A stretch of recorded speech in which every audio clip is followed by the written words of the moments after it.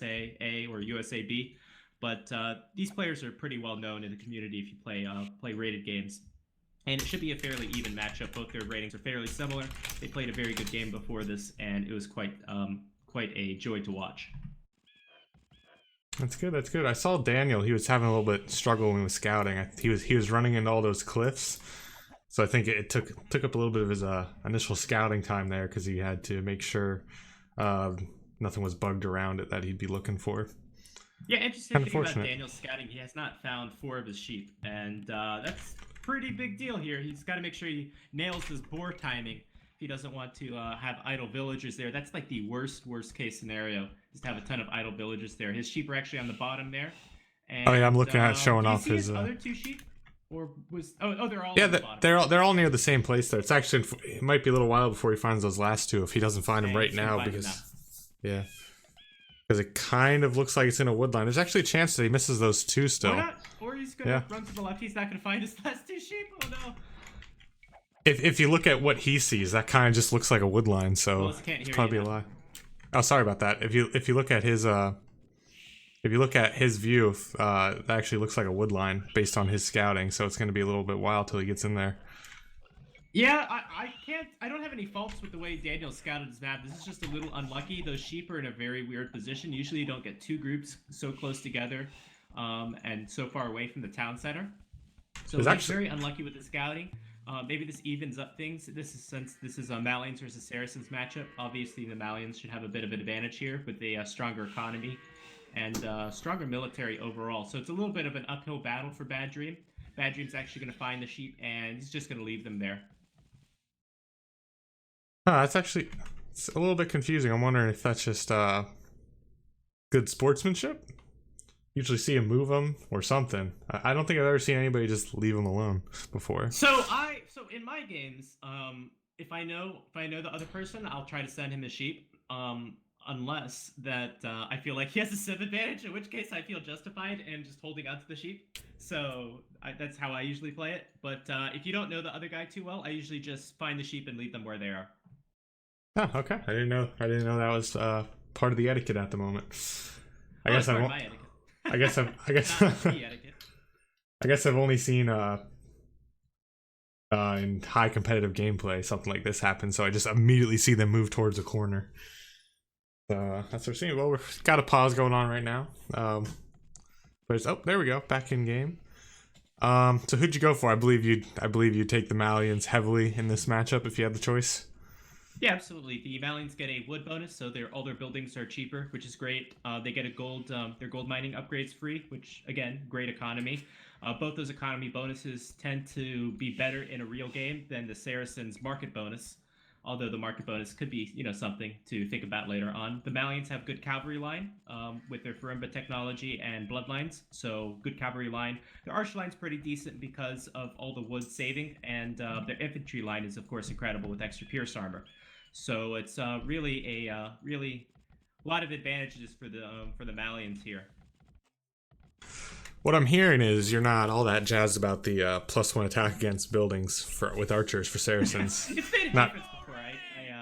I've lost games because of that bonus once. So it is not the worst bonus in the game. I can think of worse bonuses, but it's not the best bonuses. Worse bonuses that are a mishmash of bonuses which don't really have much synergy, and they seem kind of random at times. I wonder if it's if they're supposed to be like the support civ, like that's what they were invented for. And morning, Savidkus. Happy to have you here. And Chris, thanks for pointing that out earlier. Yeah. What do you do? Knowing your Saracens right now, do you maybe probably go for a scout rush? Maybe get some of the cavalry upgrades and maybe get yourself into camels kind of thing? So right now, BaDreaM's going to go with the scout rush, and going against the Malian scouts, there's really no difference there. Their militaries, their cavalry is very similar until they get into the Castle Age, I suppose. So they both get bloodlines, so that's a decent choice. The only thing is that Daniel will have an economy advantage, but maybe BaDreaM will build a market early and try to mitigate that. So basically, even footing by going for a scout rush. I don't think it's mostly a decision based off the map as opposed to the civilization, since the Saracens are a pretty versatile civilization. So BaDreaM just did something that, or point out for BaDreaM, just doing something that it's nice to point out to like lower levels of gameplay. In case you don't know, he went and attacked this villager that was building the wall, not to kill it, not to take out the villager, but just to delay Daniel ever so slightly, to the point that BaDreaM's gonna have a scout, gonna have an extra scout out before Daniel even had a stable up, just because he delayed the villager longer enough. So it really, just these small advantages are really what stack up in these higher levels of gameplay. Absolutely, that's one of the things you could do as the Saracens players. Of course, play a good game is to be able to get back in the game. So already BaDreaM 1 scout ahead. That's going to make it so much more difficult if they keep scout production up for Daniel to push the offensive, and it's going to make it a lot easier for BaDreaM to be able to do some damage here. So right now, BaDream's going to move out across the map. Daniel's just focusing on getting his walls up right now. He knows that he's at a scout disadvantage, so he's going to really focus on walling up. What do you think about these walls in the north? Hey, walls in the north. Oh, for BaDreaM? For Daniel, my bad. In the not in the north, in the east. Oh, okay, there we go. It's a shame that he didn't. Did he scout that out at all? Yeah. Oh no, he didn't. He didn't scout all those cliffs. I mean, he really could have used those cliffs to his advantage more, kept that gold contained for himself. Yeah, it's really unfortunate how he did it. I feel like he's pulling himself in a little too tight here. And any sort of, not that BaDreaM is going for any ranged units, but he could really be pushed off that wood line and it'd be a problem pretty quickly. Military count now 4-2. BaDreaM getting the best out of this engagement. It's going to kill another scout, and now it's 3-1. So BaDream's taken his 1 scout advantage. He's made it to his 2 scout advantage now. And for now, BaDream's going to go out across the map. So one of the things worth pointing out that, because we were pointing out walls, BaDreaM hasn't scouted behind his base, so it looks like a wood line to him. I believe he's currently assuming goes to the end of the map, and it does not. So he could get raided through there later on in the game. It's definitely a possibility. Daniel is going to transition to archers right now, and he's heavily behind in the military count, but I don't know if it bothers him too much because his map is fully walled off. Right now, BaDreaM, since he has such map control, I would not be surprised if he wanted to come forward and play a more aggressive style, and I would not be surprised if he didn't want to do that as well. But that's definitely an option with the way the map is set up. And right now, we'll probably see either BaDreaM getting more aggressive and going for something like that, or both players cutting off scout production and switching into archers.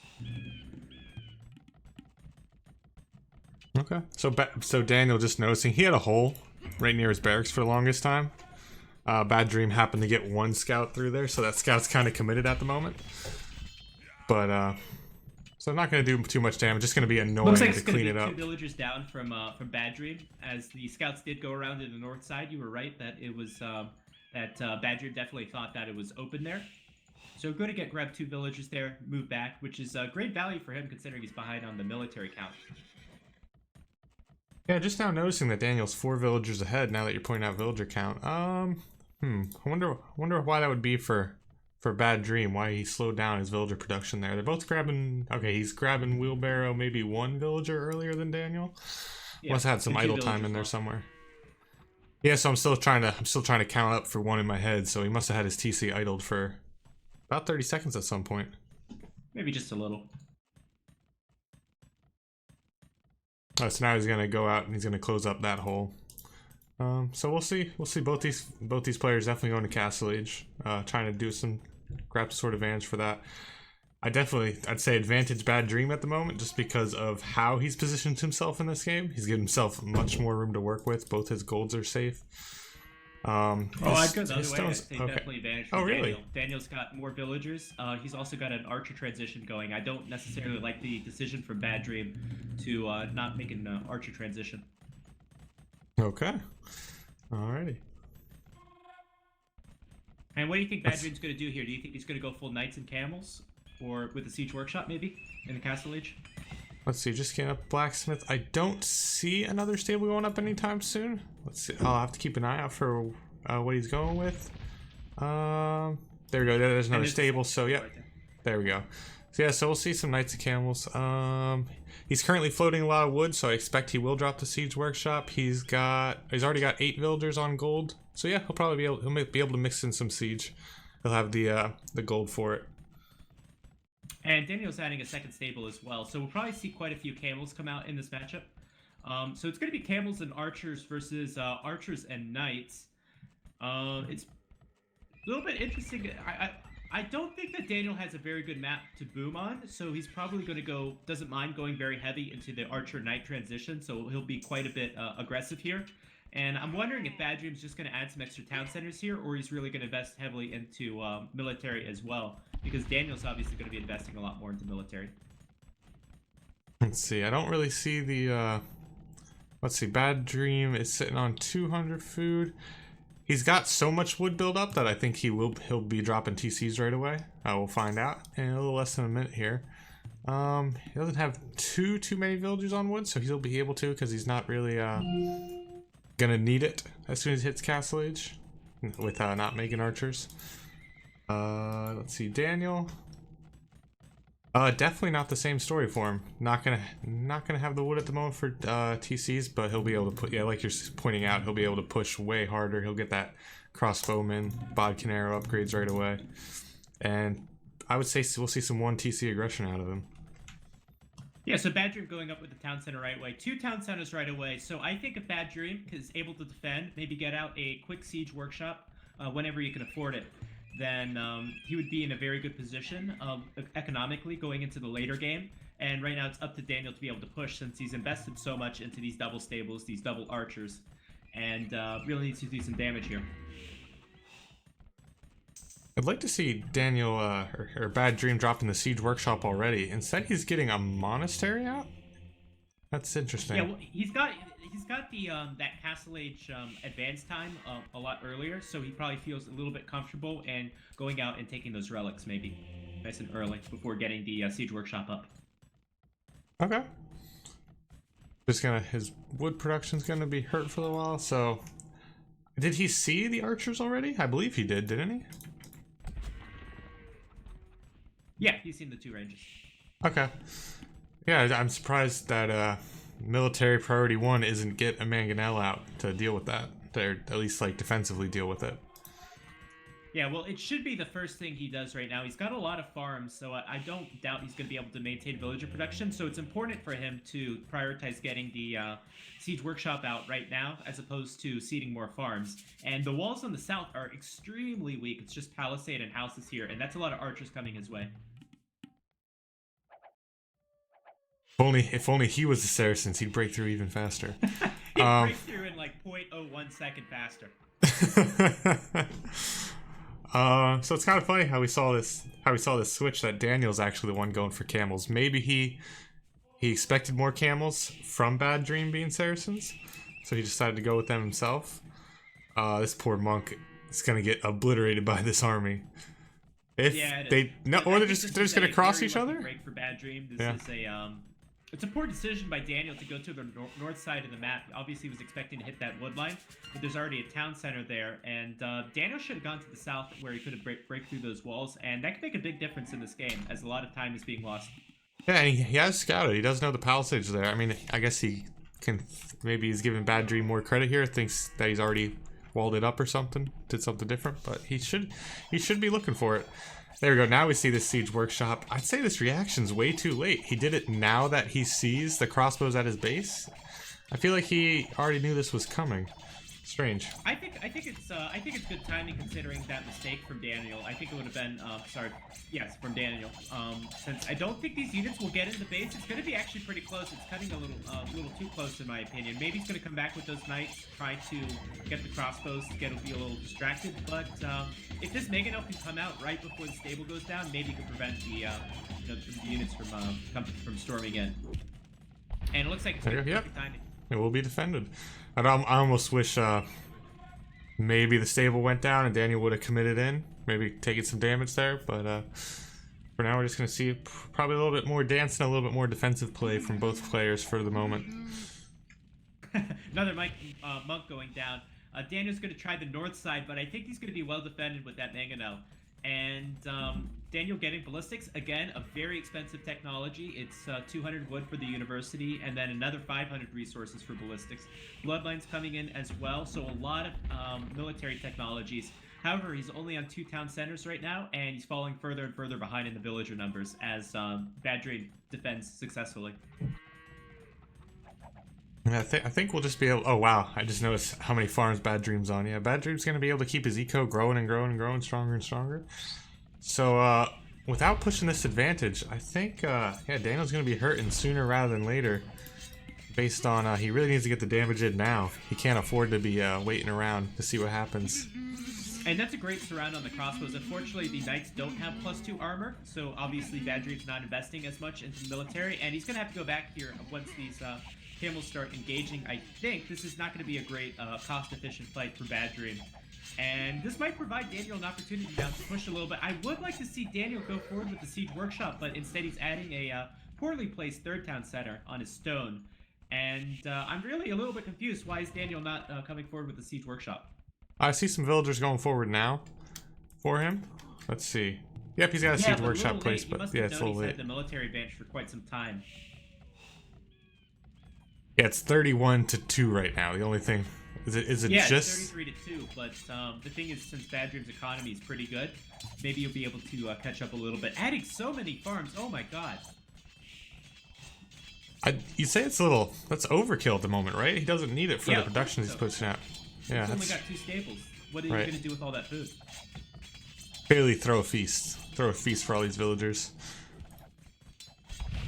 And a market going in maybe to balance the eco. That's weird. The, Imperial Age, and that's a risky play. I mean, he's going to have to hold out until Imperial Age, and even then, what is all this food for? Because the Saracens really, their nightline is not very good. So unless he's planning on going full camels, I don't really see the use in it. I would have liked to see the switch already. He's seen that he's up against camels. I'm not quite sure why he's not making any of his own. It's strange play, to say the least. Yeah, so definitely some mistakes from BaDreaM. He's got a monster economy now, but really nothing to spend it on. Adding 2 archery ranges now for what I assume could either be, well, it could be crossbows, or skirmishers, or cavalry archers, to be quite honest. But, just the biggest thing, Daniel not able to actually get through these walls without any siege. Yeah, well, Siege Workshop's up now, so we'll see a mangonel coming out. Yeah, and BaDreaM did click the Imperial Age upgrade, grabbing crossbow and light cavalry right now. Strange decisions. Not quite. That's pretty big. Mangonel's trading 1 for 1. It looks like finally these units will be able to break through though, and man, this is such an intense part of the game because I think this raid might be enough to end the game right here. Quick market coming up for BaDreaM to keep out these units. And will he get any more walls up? I don't think he will. You see, I think maybe BaDream's panicking a little bit. You see how he's putting those walls there, but he's leaving it completely open to the center of his, like, straight to his TC. Strange. Unfortunately, no +2 armor done, but should be able to get some good raid. There's no military at all for BaDreaM. Just starting production right now. I'm surprised. I'd give it to Daniel to commit right now. I think he could walk by that TC. Maybe he doesn't want to get caught inside. Okay. So he's been good in getting a lot of these upgrades, but missing the important one where it counts. Yeah. So just it's worth pointing out. Well, now that the raid, the villager numbers are closer. But BaDreaM was only staying about 9 villagers ahead, even though he had the TC advantage. So I think sometimes he's just when you get pressured, it's harder to maintain villager production.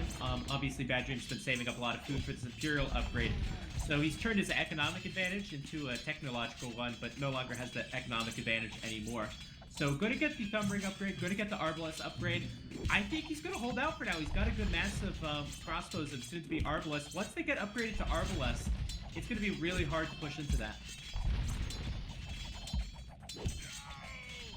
So he's running. So Daniel's running in with knights right now. They'll definitely find damage. I think He might not have picked the right moment. I would have liked to see him do that when he originally broke through, before BaDreaM had the time to get some units a out. lot earlier. We see Mangonels trading again. That one ram will slowly do damage as it breaks through. I feel like BaDream's going to be able to hold for now, but this constant pressure is going to really start putting the choke on him here. Yeah, at this point, Daniel's just trying to keep on as much pressure as he can, but not lose a lot of army. Right now, he's trying to get into an economic advantage, up to 100 villagers now, starting to take some of the relics. Obviously, has some map control in the north as well, and he's going to be holding until he can afford enough resources for the Imperial Age. So other than armor, these Arbalests are now fully upgraded. I saw chemistry, I saw ballistics, thumb ring, bracer come in. Arbalests are going to completely outmatch these crossbows, and these crossbows don't have any armor upgrades. I'm surprised to see that, because he also teched into elite skirmisher. Yeah, it's not that big of a deal though. I think it's probably good that he saved the food there, because the archer armor doesn't really make a huge difference. And now tables have turned. BaDreaM with his superior army is going to be able to push back, and it's up to Daniel to be able to defend for now, going into elite skirmisher, and he'll have to get those upgrades on the armor pretty quickly if he wants those skirmishers to do anything at all against the Arbalest. Yeah, they'll get picked off pretty quickly here with just the 4 armor. They'll be taking 6 damage, so they'll go down to 5. 6. Castle. Only 4 oh, are we? Just building a castle. Oh, and, man. Here comes the Arbalest. Oh, they're just gonna get picked off so fast. 2 villagers down, 3 villagers down. 4, 5, I believe. Oh, one of them got away. Okay. 5 villagers down. That castle's going to be denied. Daniel needs to know that the army's moving across the map and needs to really rush up that castle. Well, he knew. Could have gave him so much more time, so much more coverage. Really helped keep his military production safe as well. And again, those elite skirmishers without any armor, Arbalest with 10 attack, that's going to do so much damage against these skirmishers that it seems like BaDreaM doesn't even mind taking this engagement right now. I do see a lot of Arbalests going down, but definitely he completely cleaned up whatever army was there. It's worth pointing out, Daniel did know that army was coming. Oh, absolutely. Oh, it's definitely worth pushing. Definitely worth denying. And it's effective for now, and BaDream's going to be able to reinforce this for now. My god, look at BaDream's resources. He's got 1,000 food and 600 gold in the bank. Could take him to something else if he wants to add some diversity into his army. Could take him to Onager, could take him to quite a few things. I think he grabbed Light Cav earlier, so that might be his plan for now. Maybe, yeah, grab Hussar. Yeah, there it is.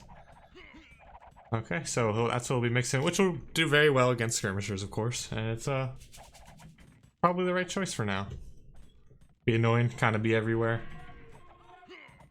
Oh, I just in the north, BaDreaM found Daniel's other TC here, taking him off of this wood, some food, and that gold he was. So basically useless. Right. Yeah, for now, Daniel's gonna push back those few Arbalests left, but little does he know, the Hussar are gonna come in. Now it's one of those stages in the game where really BaDreaM, really both players should prioritize focusing on siege. I think I'm seeing from these players, both in this game and the last game, not really prioritizing siege. It really adds a lot of, can add a lot of damage to your army, can definitely help you in pushing in different places, and it really adds quite a bit of value for what it's worth. Right, so with those skirmishers, he's able to hold the map control long enough to get that castle up, and it'll keep that stone protected, keep the front of the base protected. Now you see another siege workshop going up for Daniel. He's got another gold. He's got what I say. He's pretty fine for now. He's spread out. He's gaining a good bit of map control, even if BaDreaM is safer at home. But BaDreaM added his first castle. Has enough resources to protect him to bombard cannon if he liked. Could also go down the heavy camel route if he would like to. Although I'm not sure how Saracen camels would do against Valiant camels, but we're not really at that stage of the game anyway. But Daniel really focused heavily on his his trash army, so it's quite vulnerable to any sort of transition that would come in. Is Daniel lacking a lot of gold? Because he's not really mining too much. He's got 400 in the bank right now. I think if he paid attention, he could get a pretty good shot off with these mangonels before this castle comes up and deny it for a moment. But I don't think that's going to happen. Ah, yeah, he has a Forward Siege Workshop with 2 mangonels just hanging out on it that he ended up doing nothing with. Shame to see. Bit of a shame, and now BaDreaM is going to focus on taking the middle of the map, as he's got going up with some siege workshops. There's a big gold right there in the middle of the map, and I believe that's Daniel's gold, although it might be one of the side goals. So that's going to be a very important part of the map. A few Huss are going to roam in. They're not going to do too much with some camels going to be made there, but you know, BaDreaM really has a lot of the initiative here. He's got a much stronger army. His army is, of course, costing quite a bit of gold, whereas Daniel's army is quite weak.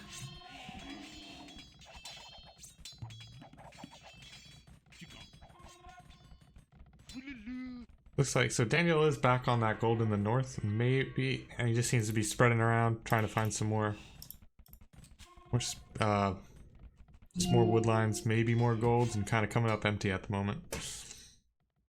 But he did have a gold in the back that he wasn't on. Oh, looks like he does have a mining camp out there now, but any villagers that were on it have left because of the Hussar raid.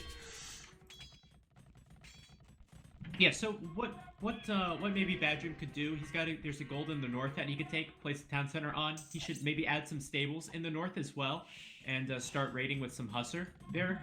That's something that players like the Viper, who's really good with map control, would like to do. He likes to add stables at the side of the map, and it's always a good thing to do, I think, in my opinion.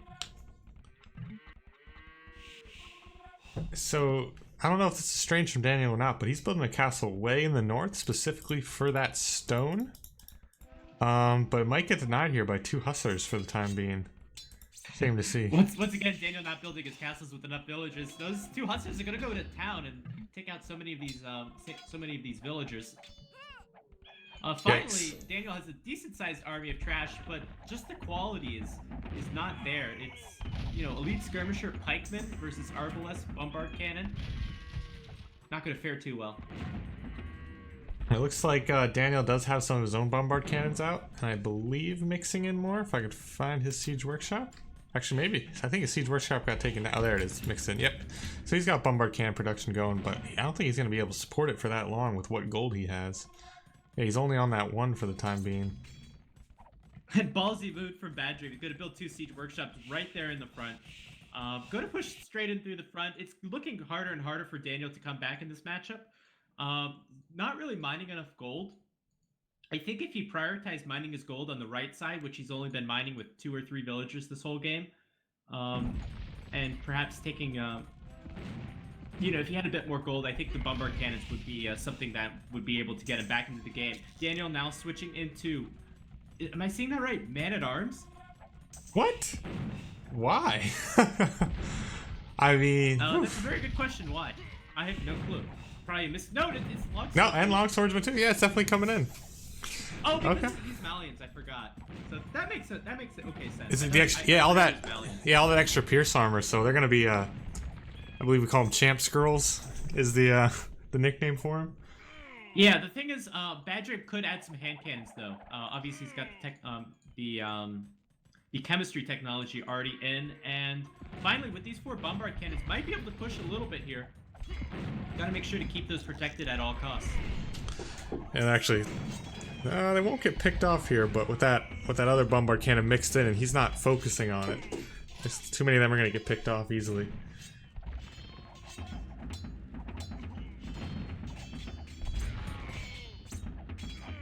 But he's all in for this. He's putting up 9 or 10 barracks here. And yeah, he'll definitely be pumping them out any moment now. Will he have... But he won't have the gold income for this. This is kind of strange. Yeah, they're not that expensive. He's finally starting to saturate the gold on the right. I'd say he definitely needs quite a bit more gold to maintain this. Probably will be using the market quite a bit. And if he had more gold, it might be definitely more successful. But I think that BaDreaM will make the appropriate you know, transition if the two-handed swordsmen appear to be quite formidable.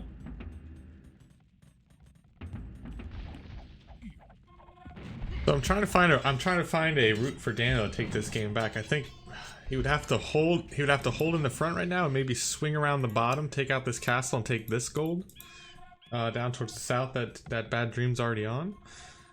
I'm not really seeing too many golds that he can go successfully take. He even just got pushed off that one that he had a TC on. The best bet for Daniel to take this game, he needs to take out that castle in the south. He needs to get more access to gold. Obviously, the north, most of that gold's run out, and he's not going to be able to hold the north, I believe. So the best bet is to focus everything on the south. So I think he's making a very bad decision by building this castle on the hill in the north, which is basically protecting nothing. Project Belgium pointing out in the chat that doesn't know why he doesn't go for Frimbo Lake Calves. That's actually a really good point. He could totally support that with this this eco right now. That'd be possibly his best bet at the moment. He's dropping more castles, but I think they're in such odd places. Yeah, I don't get it. It's a pretty terrible decision in my opinion. That castle there, there's no way he's going to be able to hold the north side, and even if he did, there's not a whole lot of value there. Really, I think the value is more towards that south with with all that gold there. And finally, we get to see those champ scarls. There's too many arbalests though. They're just getting shot down. They're pretty bad. I think the Farimba light cavalry would have been a better investment. He does seem to also be going for Gabettos. I don't think he's gonna get enough out to be effective. Is he only making them out of the one castle? Yes. So maybe he was thinking he would take down the Rams with them. But that castle's still down. Oh, it looks like he did finally clean up that push, but only after he lost the castle. So it was just a little too late on a lot of these choices. But he's definitely keeping up. As far as champion production does keep going up and up here. And not all, but a good bit of Arbalests have been cleaned up.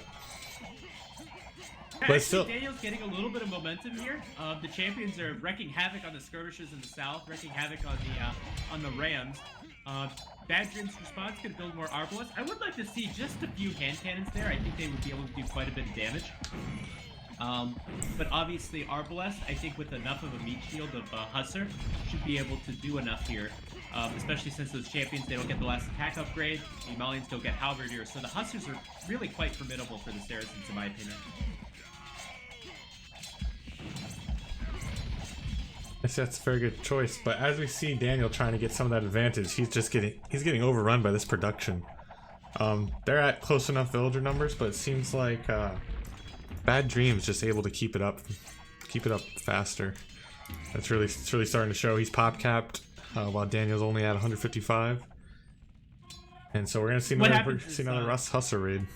If you tend to have an economic advantage earlier in the game, then it always snowballs. Even if the villager number tends to even out a bit, it always seems like the person that had the economic advantage in the past always has more resources and is able to, always be one step ahead, even into the later game.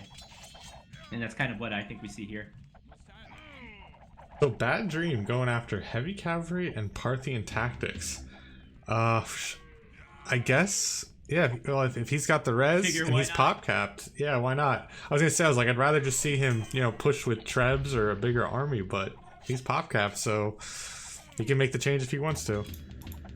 We're gonna see 3 siege workshops coming in from BaDream at the front of Daniel's base, just to continue this push as hard as possible.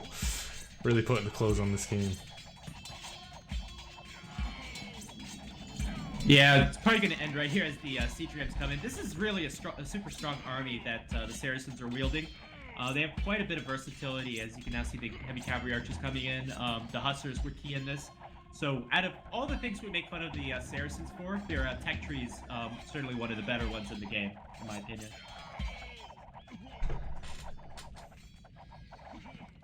You see this flood, this constant flood from BaDream. He's just able to keep his production so high. Daniel's getting better. He's at 180, so he's doing a little bit better. But just with all this pressure on his front, he's on no gold. He's in he's still on this 1 gold in the back, but that's it. So this pressure is gonna keep doing no good for him. Daniel though, actually, he's putting a treb in the south, completely unprotected. So now he's thinking, okay, I need to take that gold and I need to get that castle down. But dang, if he didn't decide very late for that. And I continue to be impressed at Daniel's ability to use the market and to keep these gold unit productions, these gold units on the map. Yeah, but at the same time, how in the world he's going to get through that massive arbalest and heavy cavalry archers? It's pretty ridiculous at this stage. There's no way you're going to be able to push through that. The only way would be well placed honor shots at the moment, and Maybe, I don't think he has a siege workshop up at all anymore. Yeah, he doesn't. And those rams, seeing as they're backed up, they're being backed up by the arbalest and the heavy cavalry archer. Nothing's taking them down. They're just going to keep doing so much damage, completely wrecking all these production buildings. They'll make quick work of all of this. And here we go. Cavalry archers moving into the back of the base. They'll be able to get plenty of villager kills back there. And still not able to push through, to defend through the front. And 3 relics being exposed now as well. And GG. Any thoughts on this game? There was actually a lot of mistakes and missteps. I wouldn't say one player necessarily won because of playing super well. They kind of traded some mistakes early on, and then we just kind of saw some questionable decisions leading up to this. I think two biggest mistakes for Daniel this game was going with his archers towards the north of the base, where it was obviously well defended for BaDreaM, instead of going towards the south, where he could have done quite a bit of damage there. And then second big mistake for Daniel is not bringing forward that siege workshop earlier and breaking through those walls a lot earlier. And maybe even a third mistake, once getting through those walls, I would have liked to see more light cavalry, more knights, to be able to do some raiding, as there was still an opportunity there when he first broke down those walls. Yeah, see that it seemed like he just couldn't keep production up, even though before the raiding came in, he was at about a 20 villager advantage, and it just seemed like, I think honestly, you want to go for gold units, but at least he could have kept his numbers up with trash. Somebody pointed out the Firmba Lake Cavalries would have been a good addition. Maybe more elite skirms, just as something to really slow down those arbalists coming in. But in the end, I think BaDreaM really just snowballed into more and more of an advantage. I think that Daniel tried to play try to switch his strategy up, when he realized his push wasn't being very effective, and try to, add 4 or 5 town centers, try to reboom, but never got to match BaDreaM's economy. And I think it would have been a better idea just to, go more all in and really try to do some more damage with forward military buildings, as opposed to booming back at home. Okay, nobody. Well, I'm gonna go ahead looking for the next game here. It looked like maybe they weren't playing another one, but we'll see. We're gonna take a peek at who else is playing at the moment. Bit Junkie. The game. You were seeing me cast in 2K resolution. Most people, most casts you see is 1080p. So just kind of allows you to see more of the map. A little bit harder to play on. There's a bit of a learning curve there, but it's enjoyable.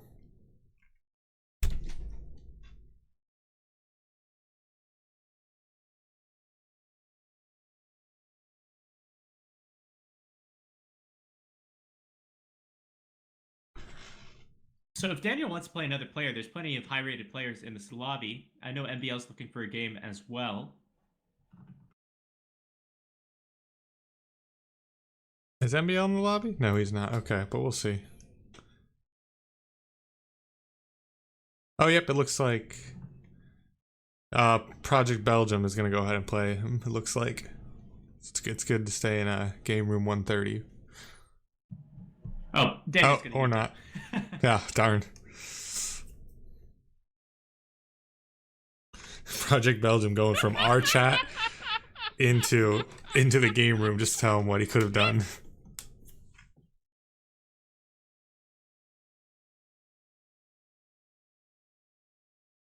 Daniel's saying you forgot about the Firmba tech. Yeah, I'm seeing that too.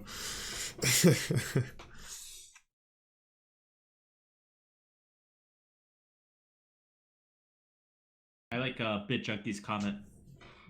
Yeah, why everything looks so like small. That's what she said moment. Ouch, nobody.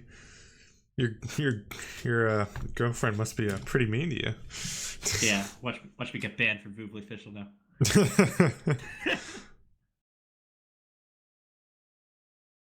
Well, nobody. We could take Project Belgium on 2-on-1. See how that goes for us. I don't need two. Oh, there we go. MBL. Yeah. Oh no. Oh, where'd he go? Wait, no. Oh, MBL changed his name at the moment. All right, he just joined for a second and then he left immediately.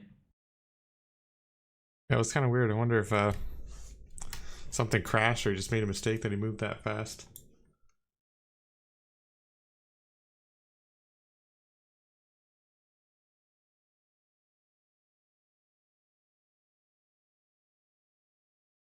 We could cast a Forest Nothing game with Doubt and Tato.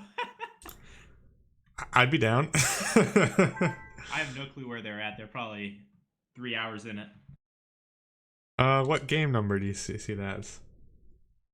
That is game 5. No, 2. Yeah, we can do this. Oh god, no. There's no way I can cast that. Why not? That is horrible. What, I'm gonna check the time. Oh, great! They're only 11 minutes in, and they don't. Oh and no! and I don't even have small trees turned on. So here's what we'll do. We'll do something else. Then we'll come back to this, and they'll probably still not be doing anything yet. Cast the last 5 minutes. Yeah. They go for regicide? I don't see a king. Oh, there's a king. Okay. Trey, you're not missing much. We're not actually gonna hang out here. Actually, nobody. Are you still looking for a game? Yeah. Yeah. So I'll joke around with this for 2 minutes, then I'm gonna jump back in. Jump back in the game lobby. Oh, I'm not really gonna cast it. I'm just taking a peek at everybody. That's all you get for now, everybody. That's all the Force Nothing that you'll see for the moment. We're gonna leave this.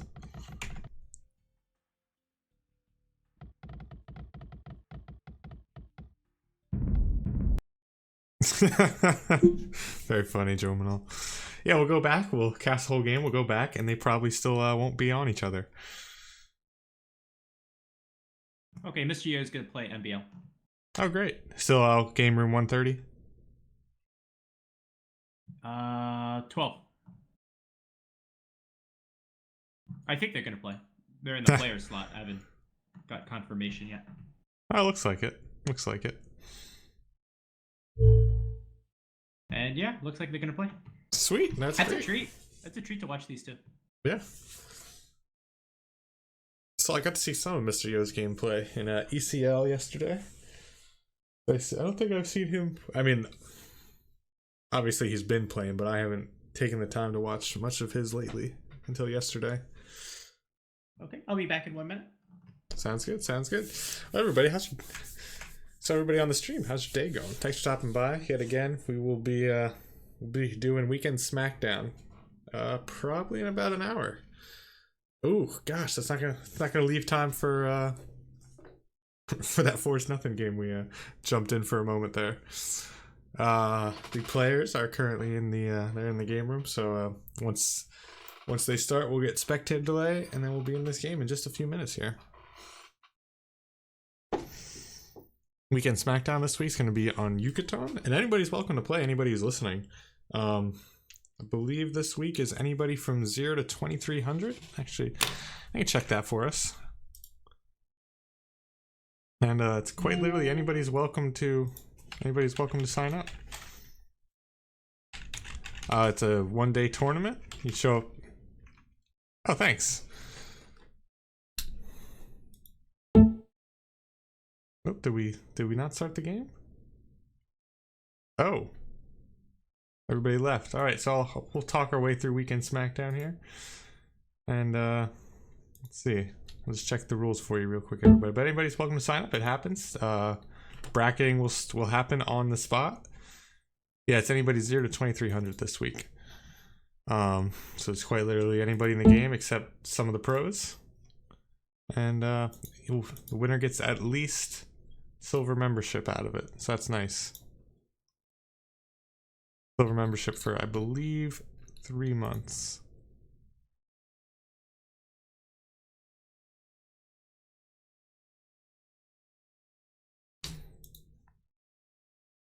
Actually, the lobby's open right now if you want to go sign up already. It's hosted by Racer FXX. It is. All right, and I'm back, and I realized I'm the only player left in the lobby. Yeah, no, yep. Kind of left you behind. Nobody, they left. It happens. We were just talking about Weekend Smackdown while we were looking for another game here. Nobody. I realized we need to get you. You're clanless. What's going on there, man? What? You're clanless. Clan. What's up, man? Why not? I gotta convert you over to Team USA here. I'm a solo guy. I'm not a team player. Have you ever seen me play in a team game? How are you not a team player? You like coaching noobs. You're a team kind of guy. Showman. Because I get really I coach other people because I get really competitive when I play. So I never want myself to lose if it's someone else's fault. Which it always is. It always is. Always. Uh-huh.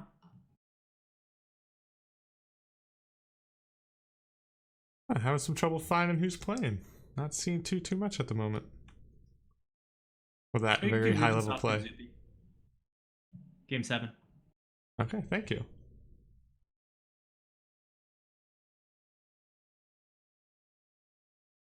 I think you just got the eyes for this better than me. Are they in game already? Perhaps they're in the lobby. Okay. I think that's it.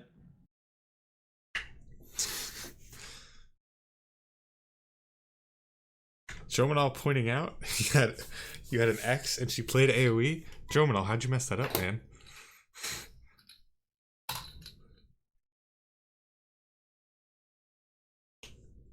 I forgot we had hydration bot going.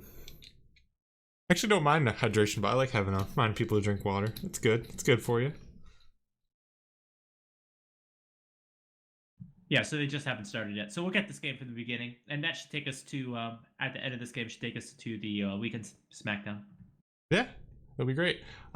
It's usually not always specifically. It doesn't start at the time. The ability to sign up technically starts that time. So there's usually anywhere between 20 to 45 minutes based on people when it starts. Okie dokie. Do you mind if I start with the introduction on this game? Absolutely not. I'll just I'll follow. Absolutely, I mind.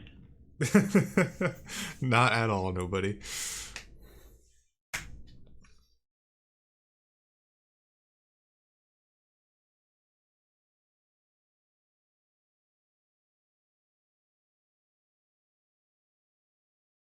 Man, the last 20 seconds just feels so brutal. Thought it was over.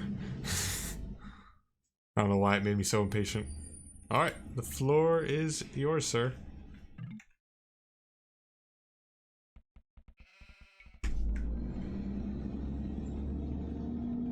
Hello, everyone, and welcome to this rated matchup between Zuppi and Rubenstock, two of the top-rated players in this game. And this is going to be a Magyars and Vikings war. My name is Nobody, and I'm joined here by Willis. Glad to be with you today. Hello, everybody. Yeah, glad to have you here, Nobody. Yeah, it's gonna be nice to see. I don't know why. One of the things I'm most interested in watching at the start of a game, I'm always looking at how they're scouting. It's kind of my niche at the moment for some reason. Just keeps me interested. That's the most important thing to see at the very beginning of the game. That's what the whole first 10 minutes of Age of Empires is about. It's about scouting, essentially. Most of the build orders are pretty set already, so that's the most important thing to look forward to. And we could use maybe a little bit of Fog of War in this game. Cool. Yeah, I don't know if it I don't think I see it too much in other people's casting, but I'm constantly flipping between what they actually see at the beginning.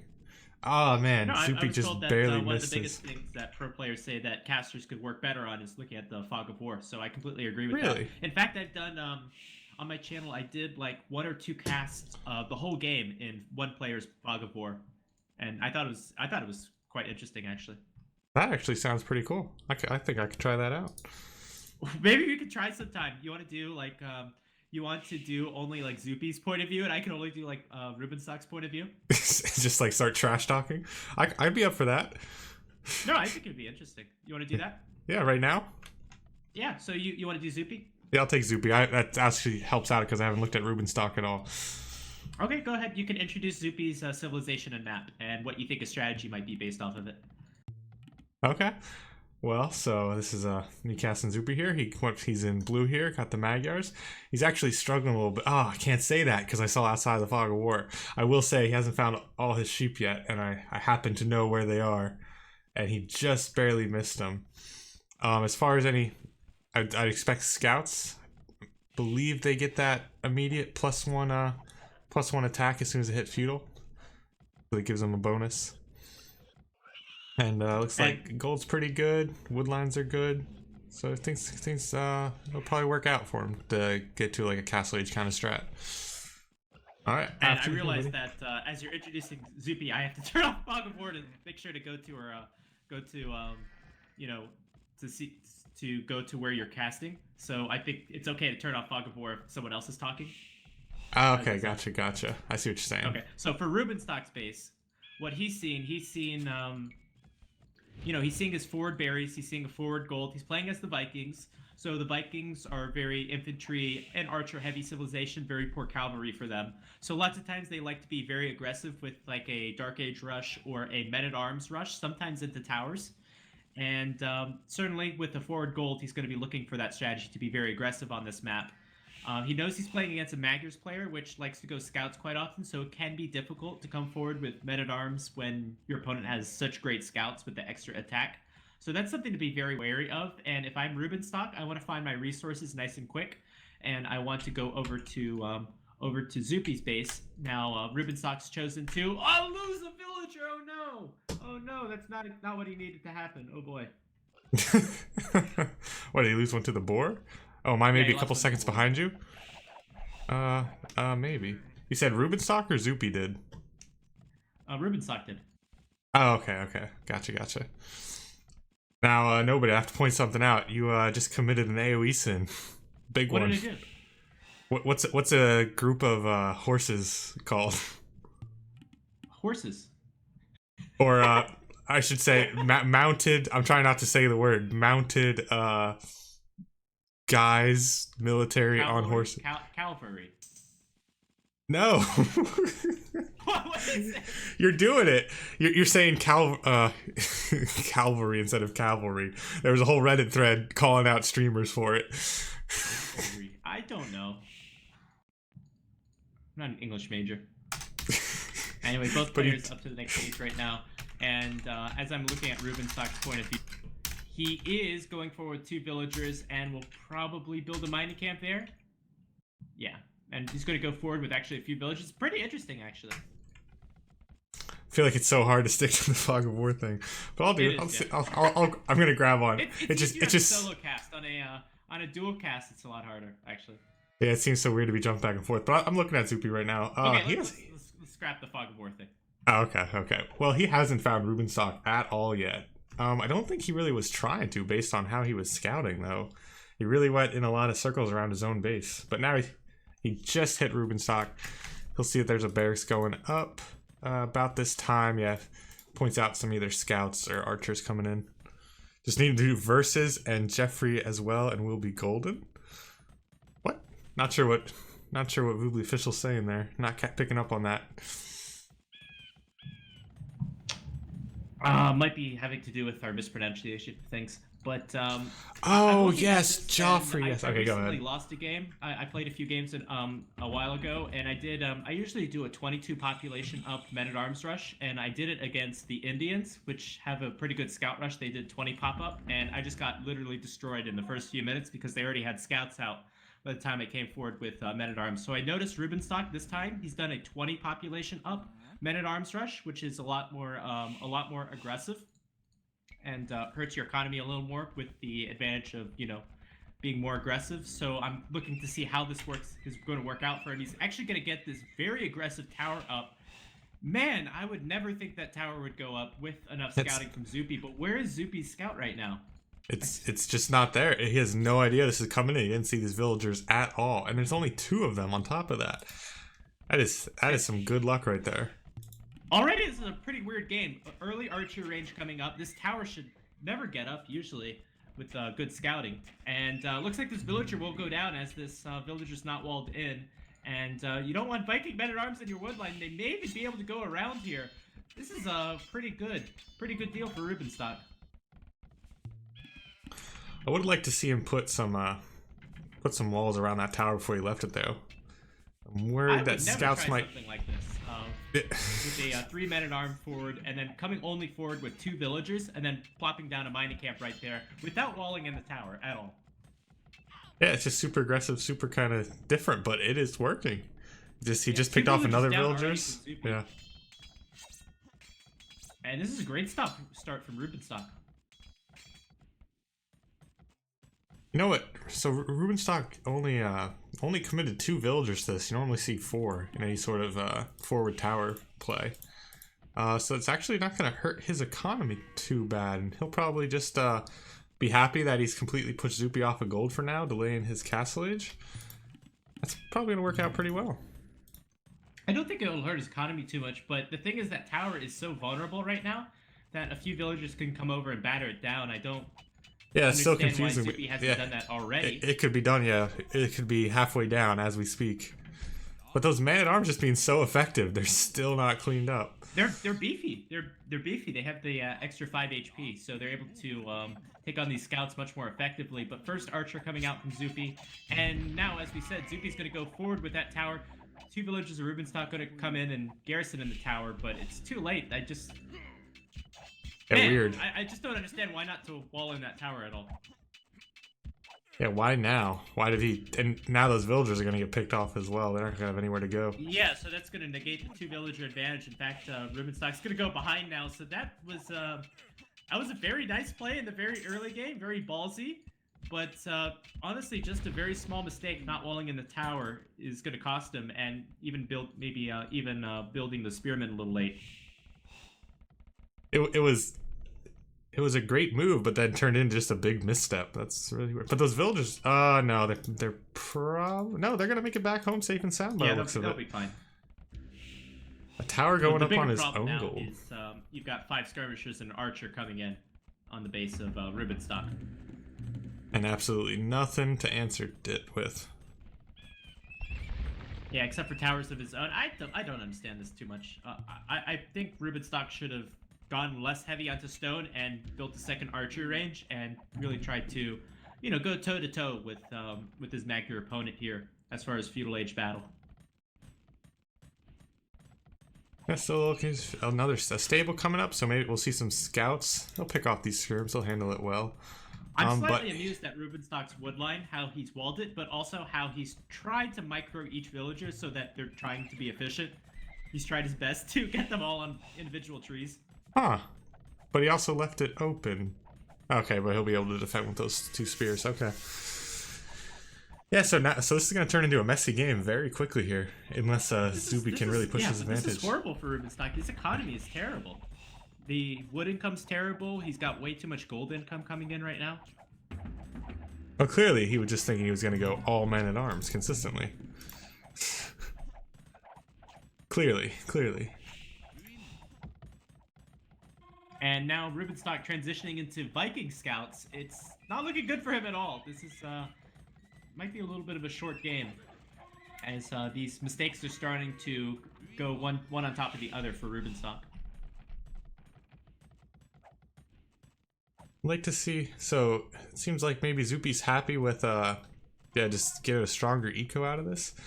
You see that there's just so many more farms up for Zuppi than there is for Rubenstock already, and that really was showing a few minutes ago when Rubenstock wasn't just able to get anything out other than he had a couple of archers that were just chilling in the archer range, but that was it.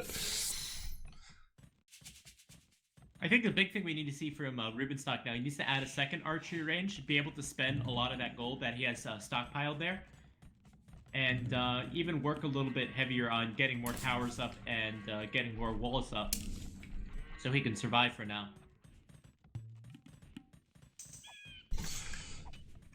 So where do you put him at the moment though? I think you just kind of maybe wall in certain things individually or just towards ways. I don't really see this map as being I would definitely wall too on wall. the right side so you protect the wood line a little bit more. Yeah, that's true. The first priority.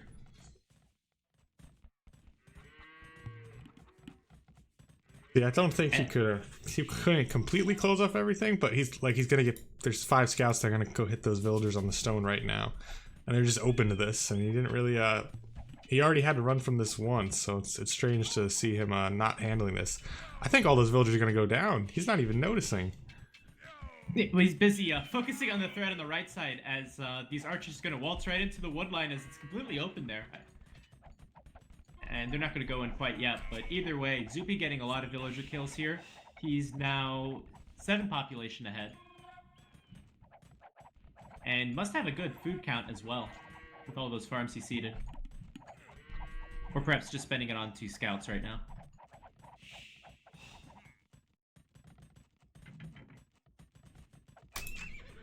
You say 2 scouts? Do you see 2 stable scouts, or just they're just queued up? Gotcha. Okay, I think. If you're Zuppi, do you just? I think you keep the feudal aggression going with how well it's working. Just keep putting this pressure. I think that your military is so strong right now that you're able to hit the right side, hit that wood line. You're also able to, if you want to, build enough scouts to go after maybe that tower on the gold. And that could certainly end the game there. It could go either way for Zuppi because, Zuppi's really in the driver's seat, so he could choose whatever works best for him. I wish we could just see a little bit more scouting so that Zuppi would know he could go around the right side. Oh, never mind. Rubenstock just put a market there, but then also the left side completely open. And for the 3rd time, Zuppi's going to hit this stone that Rubenstock has still neglected to wall up or defend in any meaningful way. Yeah, it should have been one of his priorities to get a tower up on that stone. I suppose that's a little bit of a catch-22. Yeah, well, why else was he mining it, though, He wasn't using it on anything. Rubenstock almost getting a nice trap here. He's going to pick off quite a bit of the army of Zuppi. This is exactly what he needed for this game now, as Zuppi's army number is getting a little bit lower. He still has quite a bit more. And, this is not a bad engagement, though, from Zuppi, as he's got a nice surround here. The scout and the 2 spearmen going back as they're having to defend from the scouts in the back. Zuppi clicking up to the next age. Rubenstock looks like he's balancing his economy to go up as well. But still, a lot more damage coming in from Zuppi, as he's now 5 villagers ahead. 5 villagers ahead, and to count all the idle time and all the running around that Rubenstock has been able to do. But even with that, Rubenstock was able to click up, only 20 seconds behind. So it's worth pointing out Zuppi is ahead military-wise, but it's not at the fight at the moment. There's a lot of archers back at home just moving up now. And I'm trying to think what Zuppi is going to be going for here. He's not going to have he's going to have to make some sort of decision here. Maybe 2 stable knights? I see bloodlines or scale barding armor coming in. That's yeah, what I'll it's going expect to be 2 stable knights going in straight to the front. Can continue raid in the north as well. If he wants, could even add cavalry archers a little bit later on. But this really is going to be quite effective against Rubenstock, who's going to go 2 stable knights as the Vikings. And of course, the Vikings, they don't get husbandry, they don't get bloodlines.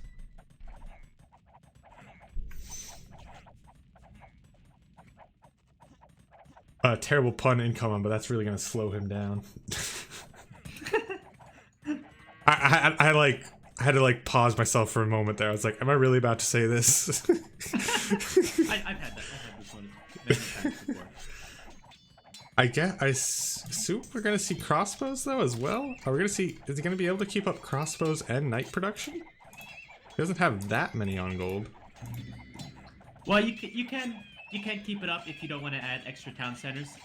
So it definitely takes a big toll on your economy. But I think it should be something that's doable to some extent. And as you say that, Zuppi drops another town center. Should be able to get the upgrades.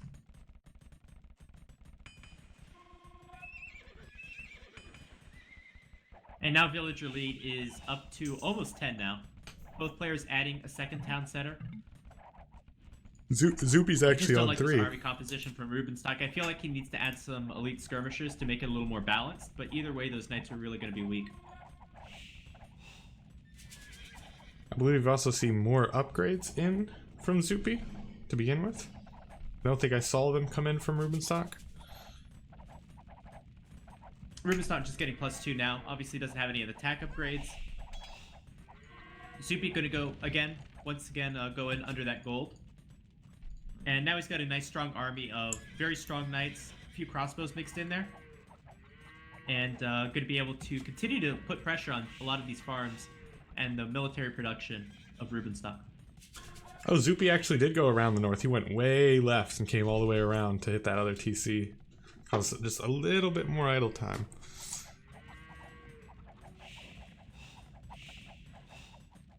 So I'd like to see Zuppi go forward with Siege Workshop now. He's got, full map control. He could definitely keep putting the pressure on, get a man down, and start taking out some of these production buildings. Would be great as well. Ooh, yeah, that'd be cool. I think that I like Zuppi is still diving in under that tower. Basically, can you think it's a pretty genius idea, but so he's going and diving in under that tower just to keep pressure on Rubenstock, so his crossbows in the north can get away, hopefully. With that, I don't know. Yeah, looks like they're gonna get found. They're gonna get picked off right about now. Yeah, so nobody. You're the better player. Zuppi could either go back and try to defend them right now, which it looks like he's going to do, or he could dive in under the gold again, since he knows the knights are not defending the gold any longer.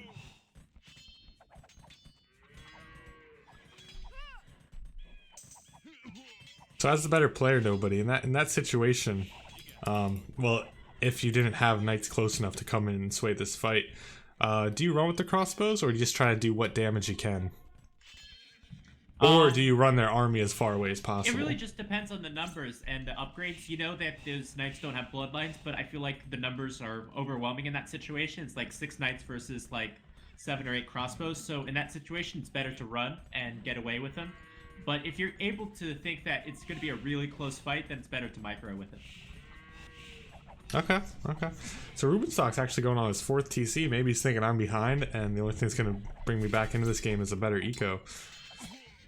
I think he's thinking that 4th town center is going to essentially act like the 3rd town center because he's, under so much pressure. But I think the town centers are mainly for the defensive value. Okay, I can see it. And there's that. We're seeing a monastery coming from Rubenstock, which is actually probably a good play if he's still sitting on. Yeah, he can get monks out. He's sitting on gold, more gold than he's using, and he's able to keep up with production-wise. So that'd be good for a few conversions. Do we see a forward siege workshop yet? We don't. Ah, but we do see Zuppi changing over into cavalry archers now. Yeah, that's gonna be the cavalry archers and knights. That's like a nightmare combination of Castlage. It really doesn't get stronger than that. Rubenstock's gonna have a very hard time with it, especially with the way his map is set up. He's been so pressured this whole game that his town centers are not in the most ideal, places. And those cavalry archers can really hit a lot of those resources. They can hit wood, they can hit gold, they can hit stone, and many farms. So I'm continuing with the bad pun train. It's a nightmare combination. Very nice, nobody. Very nice. Don't know how you didn't pick up on that. Yeah, years of experience. Years of experience. You can just plow through the puns. They don't phase you anymore. Nothing adds excitement to my life anymore. Damn. Just it's so bleak. Nothing can save him. Nobody can help nobody. Let's make this interesting. And what do you think that Rubenstock can do to come back in this game? What can he do to keep it even? Get ahead in this game, potentially win it. I think the monks. He'd have to get a bunch of monks out, have some really good really good micro, get some conversions, and that will buy him the time. But he's even falling behind villager-wise, 24 at the moment. So that's all I can see. I can say micro. I can say defend with like siege monk and his own knights, maybe elite skirmishers. I would say take some of your villagers off of gold, go heavy onto stone, stonewall the north. If you stonewall the north, then basically half your base is safe. Maybe even double stonewall it. But that's such an easy wall to get up. Eventually get up a castle towards the middle of your base and go from there. Thanks for that perspective. It's one of those things that's like, as a noob staring you right in the face, but you just don't see. Yeah, that really is. That really, once you point it out, it's like, yep, that is easy. That's definitely easily done. And there it goes. Yep, we're gonna see Stonewall going up. Doesn't have the stone to completely build it, but he'll be working on it. Yeah, but that's such an important Stonewall. I would really use multiple villagers. I would make sure there's some army there to support it. And I think there's enough space in the back of the base. There's enough gold in the back of the base that eventually a late game you could look towards berserks if you can hold with castles. So I would just look towards getting towards that stage of the game. Okay. If this goes late game, are Magyars going to have a very large advantage over Vikings? I know Vikings kind of usually cap out and castle. They would have an advantage, but I would be willing to take that risk and try to get, to berserks. Zuppi even clicking up to imp. I don't think. Yeah, Rubenstock. Yeah, no imp in sight at the moment, and there's a whole bunch of knights and cavalry archers in his base at the moment. Seeing a little bit of lag or a pause, maybe. Just stop making military to click up to Imperial. Actually, he's not even up to Imperial Age, but just stop making military. It's kind of like a panic move. Your opponent is ahead in military. They have a stronger military, so you figure, what's the point of even building it? I might as well click up to Imperial Age and then worry about it afterwards. Oh, it's not a. You know what I mean? Do you see Rubenstock maybe working towards Imperial Age? Is that what you're saying? Yeah, maybe. Okay. I think it's like tunnel vision, like, oh, I'll click up at Imperial Age, I'll save all my resources from that, and then I'll figure it out later. Don't worry about the 20 villagers dying in the meantime. He'll get it. He'll be able to click up though. Yes, yes.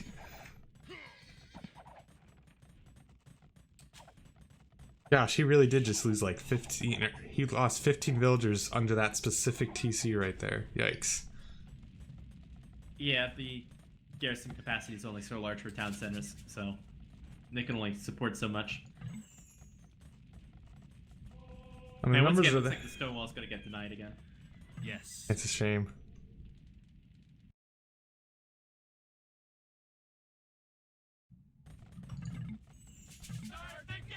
Oh, there we go. Okay, now we're caught up. So we did have a pause, but it looks like they sorted it out.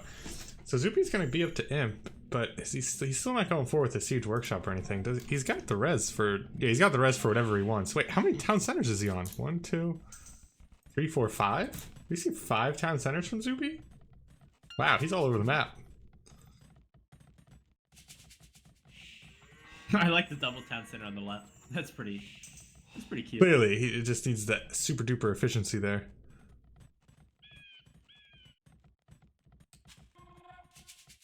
Archer's on the wood line of Rubenstock now, and really we've been seeing Zuppi attack from 2 angles this entire game. Always attacking in the north and always putting pressure on in the south. That's one of the biggest reasons why he's been able to do so much damage. Oh, nice Mega Null shot though. Raminator. It's 2K. 2K resolution for 2K casting, but not 2K playing. If you're Zuppi, is gonna get up to the Imperial Age. Well, he was able to defend with enough. I guess when you put 4 mangonels out, it kind of scares away any archers. There we go. Now we're seeing the siege workshops. I guess just got to be the play then. Oh yeah, definitely. Oh, they're just getting made fun of by 2 crossbows right now. That Zuppi's just taking the time to micro all over the place. So here's the key here. 3 siege workshops coming up from Zuppi. Rubenstock will be able to get that castle up, but still doesn't have any army. Oh my god, so much military from Zuppi. Hey, a castle going up for Rubenstock? Yeah, it'll be going up right there in the middle of the base. Oh, I'm on Zuppi's perspective. That's why I didn't see it yet. Okay. There we go. Well, Rubenstock needs to make a transition and start mining some of that back gold that he's just not on at all right now. That's kind of strange. Forward castle from Zuppi. I was wondering when we would see that. Through the front. Will we see Magyar Hussars, or do you think we'll see Trebs out of that? Probably Trebs right away. Probably see Trebs. There's no reason to go into Hussar right now. Magyar Hussar.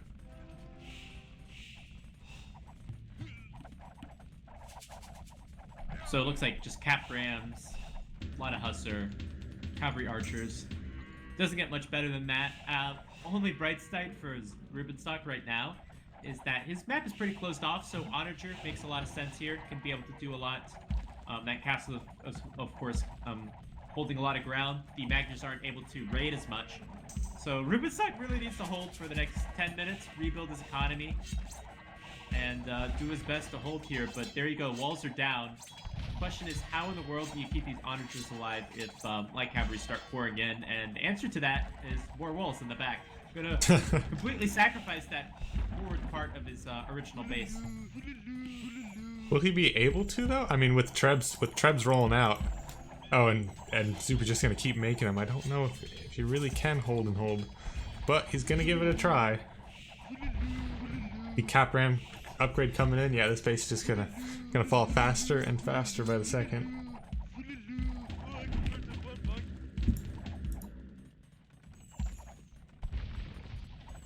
So Trebuchet's now set up shop on top onto the castle. Pikeman's gonna be the play with double blacksmith. I love seeing double blacksmith. But, oh yeah, when you gotta catch up. Pikeman and onager combination. The thing is, this it's not like the Vikings get siege onager. It's not like they get halberdier. So this is not the strongest combination in the world. Recurve bow now coming in from Zuppi. Only thing keeping Rubenstock alive in this game is that castle. And if that castle falls, then that's a good game. So Zuppi, it's worth pointing out, built another siege workshop and is also getting ready to break in on the left and continue that pressure from both sides. That's a big one. It looks like it's gonna get walled, but man, maybe picked off by some knights. But his ability to just be everywhere just makes this game harder and harder for Rubenstock. Let's see what these onagers can do. Maybe this. I'd say this is the moment where Rubenstock needs to either buy himself some time, or the game will be over for him. That recurve bow makes all the difference here, though, against the onagers, I think. I'm not familiar enough with it. Nobody. It's +1 attack, +1 range. Oh my. And Zuppi now teching into Magyar Hussar, so he's got the time to be able to build some more castles and eventually tech into his strongest combination possible. And this army is just not very strong for Rubenstock. Really, late game Vikings, it's all about the berserks. It's their strongest unit by far. And if you have a Vikings player that is not teched into berserks, then good luck, fighting off such a strong army here.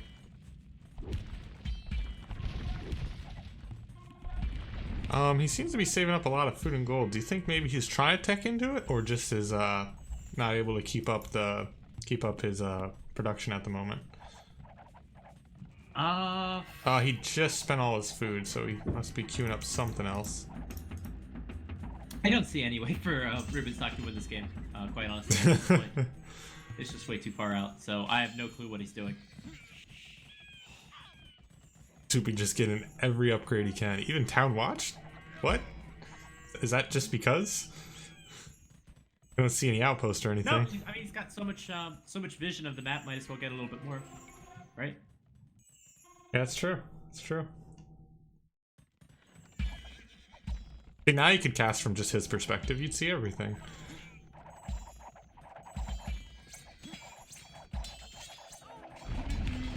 Did we see the mercenary upgrade come in? Yeah, the mercenaries upgrade did come in. Okay. And that's the GG fight right there. There's a GG.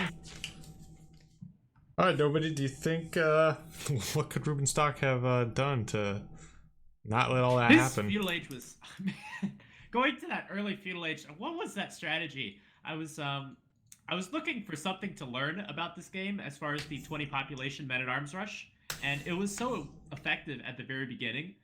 But coming forward with those 2 villagers, and that was really too little. I don't think 2 villagers forward is ever a legitimate strategy. I think it should be 3 or 4 if you're going to go for towers. And especially if you build your tower and you somehow get lucky and they don't scout it, make sure you wall it up. So that was the biggest thing in that early game. And then after that, Rubenstock choosing not to wall very well, choosing not to use his buildings as part of walls, went heavy onto stone, and honestly didn't get a lot of towers up either, but not building the second archer range quickly made sure that he got behind an army. And then he eventually teched into cavalry as well as the Vikings because he was so far behind an army, so that was a bad decision as well, and just went all downhill from basically not building enough army in the early game, I think.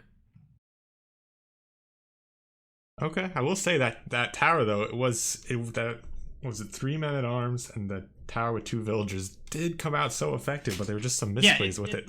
Leaving it unguarded. Very beginning. When he was on that stone on his wood line over all. here. Yeah, when he was on that stone, his original stone near the wood line, he let it get raided 3 times.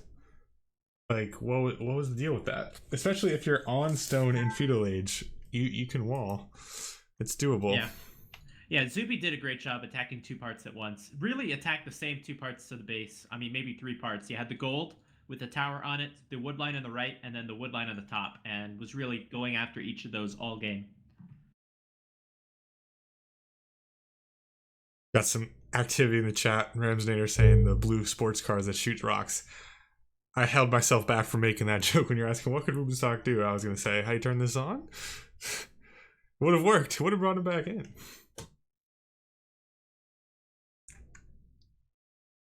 Nobody, are you able to see chat at the moment? Yeah, I've been looking at. Okay, somebody asking if you'd like. No lie, Relic. My channel's not dead. I've been busy. That's all. It happens. It happens to all of us. I've been. Let's see. There's a little up and down with it all. Nobody. I'm gonna step away for just a moment. I'll leave it on the waiting screen, and I'll be back before the spectator delay is finished. Sure, sounds good. Okay with that? Okay, thank you.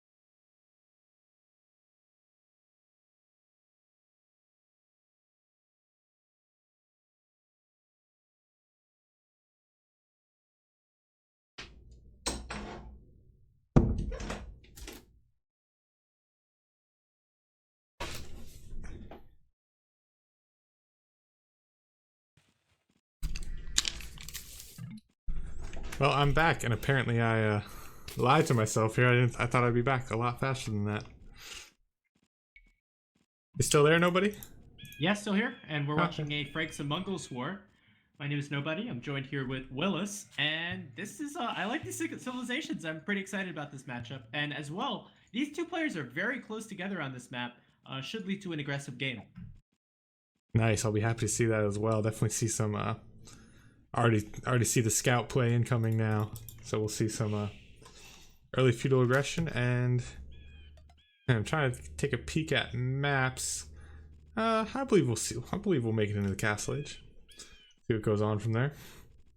So here's a question for you, Willis. Zuppi's about right now going to scout some deer that are very close to his town center. Do you think you should lure those right now, or continue to scout his map? I say you push him right now. I think I would Darn. agree with that. As he Oh, showed yes. the other 2 Nice. goals. One thing when you go for a scout rush, I think it's a little more forgiving if you want to push in your deer a little bit earlier, because eventually you'll have scouts out. You'll be able to scout a lot of the map with the scouts later on, and you don't need to do the damage quite right away. As you know, as fast as a men-at-arms rush or tower rush, or one of the more aggressive strategies would go. So I think it's better to push the deer in a little bit early. All right. So nobody said. You explained the effects of it. How do you make that call at that moment, though? I think that's going to be the good takeaway there. Just go by go by feel. It's how close the deer are to the town center. Your civilization, what strategy you go for. The Franks always like to go for a scout rush, so that makes a lot of sense. Obviously, if you're the Mongols, you're gonna take the deer every time, even if you haven't scouted, 4 of your sheep. But if you're a scout rush civilization, it's a little bit more forgiving towards taking the deer and not scouting your opponent as early, or the rest of your map as early. Okay, I think I see what you're saying. That's good. That's good. Now when it is a patch of 4, if they're further out, you can go ahead and mill them, correct? Yeah, it depends. It depends on if you think that you're going to be able to defend that mill a little later on if they're in the forward position. Obviously, if your opponent is a very strong infantry civilization and you're a scout civilization, you're not going to want to mill it because those infantry could get on top of your villagers, even kill the deer. So it depends on those kinds of things, and also it depends on if you want to simply just push them in with your scout or get maybe 1 or 2. So it could depend on a lot of different things, but with some game experience could change up how you approach it. Well, point out some seeing us talking about like eco stuff and food. Zuppi had a perfect boar lure. When that boar came in, the villagers finished exactly when that boar walked under the TC to the fraction of a second. That's pretty impressive. I believe a perfect boar lure though. So if the villager doesn't take any damage, that's like the super perfect boar lure. How would that even work, nobody? With the sheep block, of course. Maybe. A lot of sheep blocking. Yeah. Something really creative. But it looks like after all that talk about the deer, Zuppi doesn't care. He's like, nah, I don't need these deer. Yeah, it's a little... I mean, he might come back to it later on. He knows his opponent is Mongols, which is usually a scout civilization, so... He's not going to have that much time to lure them, though, so I don't know if I agree with that. I just don't see why... Yeah, I don't agree with that much, because I think that you're not going to be the aggressor as the Franks against Mongols, obviously with the Mongols' quick uptime. So if you're not going to be the aggressor, it's not as important to scout your opponent's map. So I think it'd be much better off to lure those deer.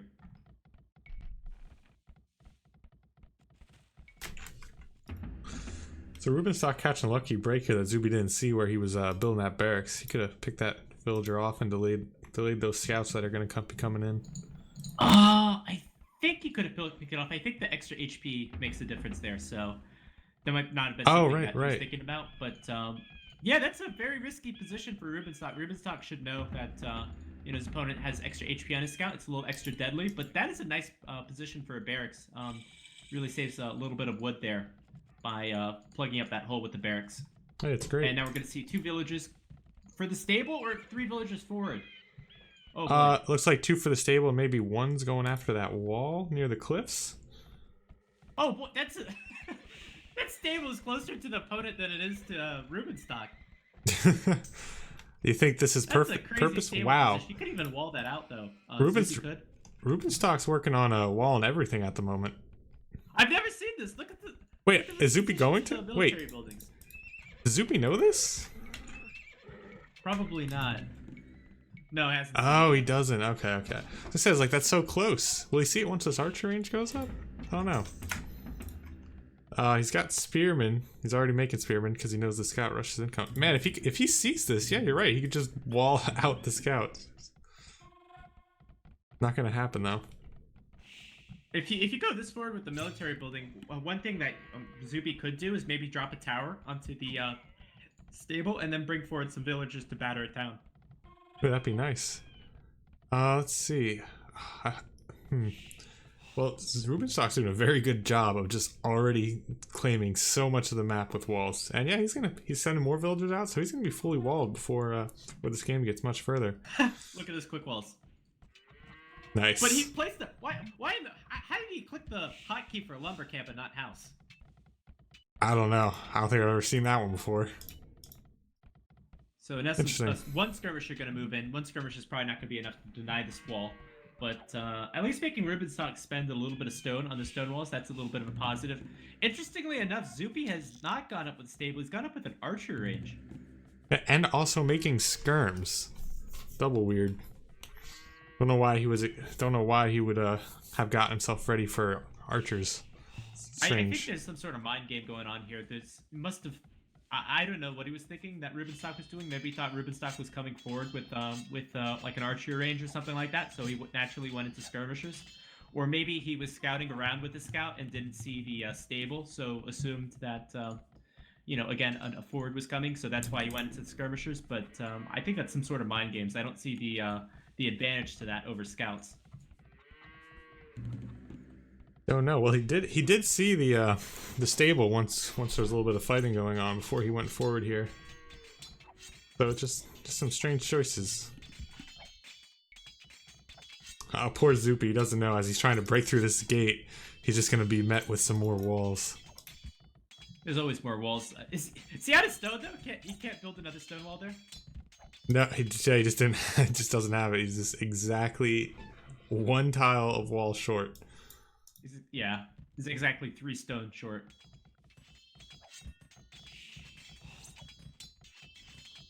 And now Rubenstock is pretty much full walled now with varying strength on the wall. Some of it is houses, some of it is palisade. And Rubenstock can just seed some farms, go up to the next age, maybe go with a night play. And Zuppi's spending quite a bit of resources on spearmen. He's made now 6 spearmen, 7 spearmen at least. So Rubenstock's been pretty annoying with these, what, 4 or 5 scouts. Yeah, I believe he's only picked off 1 villager total. But definitely the commitment that he's made Zuppi go into so many spearmen and now so much walling. It's really just taking up Zuppi's time. Yeah, and again, Zuppi never taking those deer. That's a little bit interesting. But with so many spearmen, I wonder if pikemen might be an option going into the next stage of the game. Again, I would have liked to see. This is like yet another reason why I would like to see a stable from Zuppi, because if Zuppi had 5 of his own scouts, then he could easily catch up to the scouts of Rubenstock. As Franks, what is the point of going skirmishers right away? Is there one I'm not seeing there, or it's just confusing for everybody there's no involved? benefit to it as your civilization, but I think Zuppi was thinking that Rubenstock was doing something different. So I think that was just the mind games there. So he was going for a archery range and reacting to a play that Rubenstock was not making. Okay. And you can go with the archery range early if you think your opponent is going forward, which I think was what happened.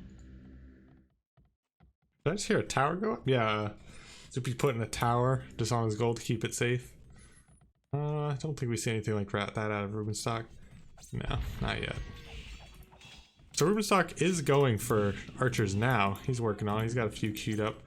But I find it strange to see the archers when you know how many skirmishers are coming your way. Well, again, it's just a mind game. So Zuppi can't see the archery ranges. So why would Zuppi keep adding skirmishers now? It doesn't make a lot of sense. So I think by the time Rubenstock has a good mass of archers, finally shows them, then Zuppi's going to be way behind in skirmisher count. Even though, doesn't he keep adding them? I thought he was. I don't think he will, though. Okay.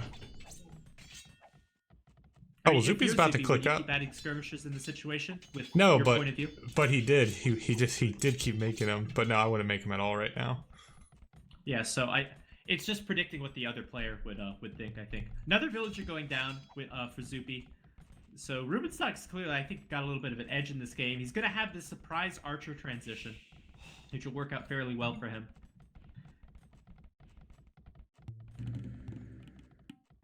Zuppi did grab fletching though, so skirmishers will be effective, or more effective than normal. When you say surprise, do you think Zuppi's going to be able to handle it pretty well, or just won't have the numbers as soon as it'll matter right away? No, I don't think he'll handle it well at all. What Zuppi needs right now, he needed to continue skirmisher production, and I don't think he's going to do that. And he needs a stable for knights, so I don't see that happening either. When those scouts are committed, I really would like to see an attempt at a trap or something. Make them run into the spear and get some more damage on them, maybe take a few of them out. Those scouts are pretty much completely unscathed. Rubenstock's even grabbing bloodlines and armor for them.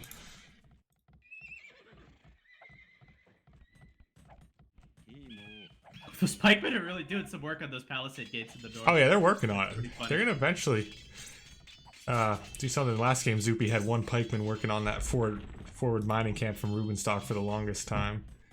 Okay, so Zuppi sees the archers now. He's immediately going with a second stable, and going to try to get out as many knights as possible. Those walls doing a lot of good for Zuppi and buying him quite a bit of time. Big mistake from Rubenstock, in my opinion, showing those archers too early, and now giving Zuppi a little bit of time to react. Not going to get that stable up though. Not enough urgency getting that stable up. And, Oh, it's at 93%. Yeah, as a Rubenstock, shouldn't he have held on, waited till the crossbow upgrade came in, and just absolutely waltzed in with him?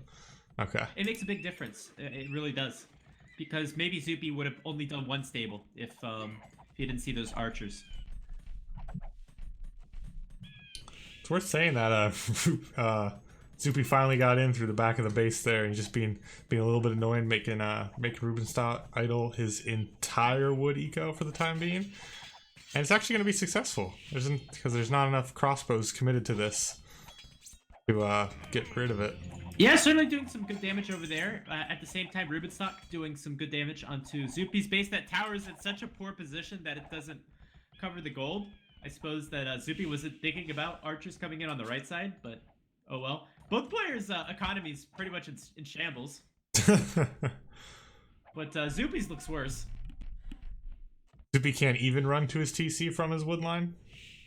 Actually, probably gonna have to leave. What's wrong with you? You can't even run to your TC properly. Just the way he set up his own base here. Yeah, this is ugly. This is hard to watch. This is at the very least, Zuppi's going to clean up those crossbows though. Oh, that's nice. Military count is quite even now. Those scouts are still alive, still doing some damage. Really, those scouts have been the MVP of this game, just forcing so many skirmishers from Zuppi, forcing the big walls, forcing the tower, and then also,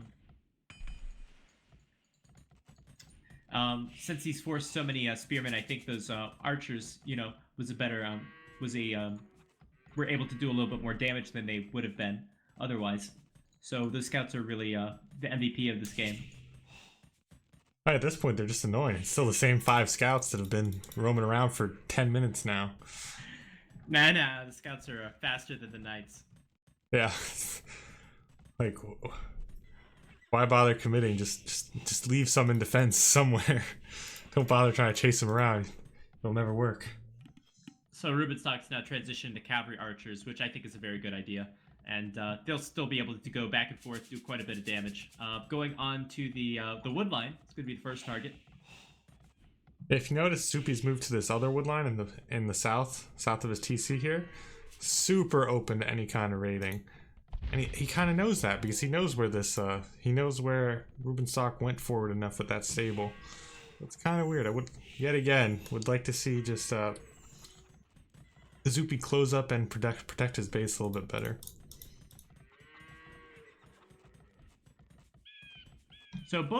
So actually Zuppi's on 2 town centers. I would have thought it would be the other way around, because of the way the maps look.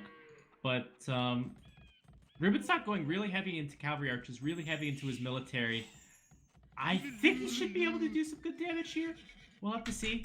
Obviously the knights are very strong against the cavalry archers. Not that cavalry archers don't have a good mass, but it's up to Rubenstock to be able to do some good raiding. These villagers, where are they going?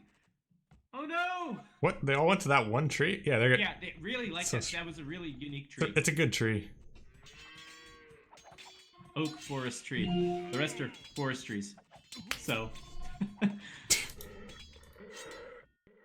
Well, do you know you? And the knight's able to defend for now, though.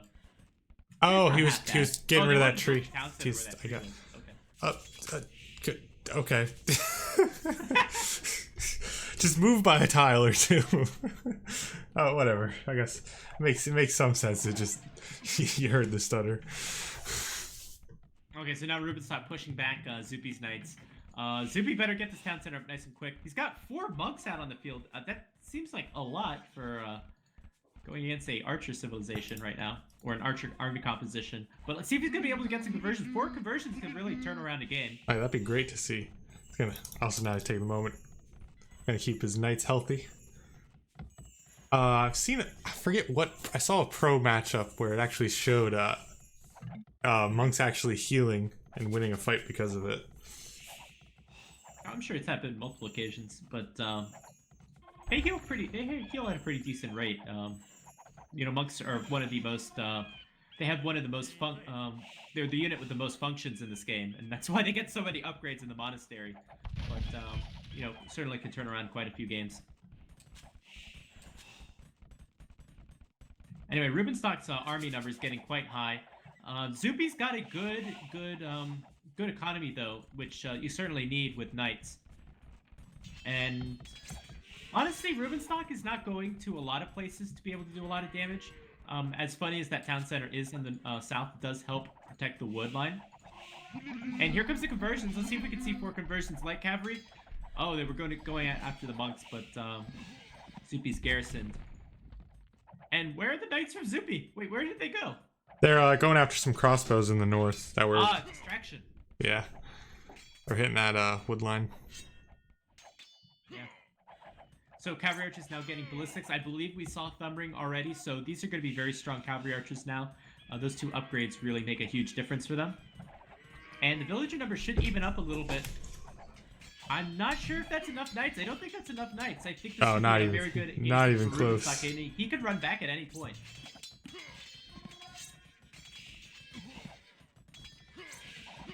Maybe with the extra health and armor, possibly. Yeah, it looks like the knights are actually strong enough, just barely though. It's really hard to tell though.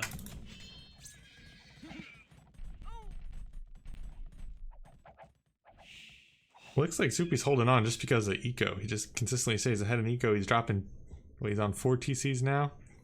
Looks like we're seeing the same play, kind of using them defensively. That's really helping out. Is Rubenstock still only on 1 TC? No, he's got a second one and building a third now. Okay.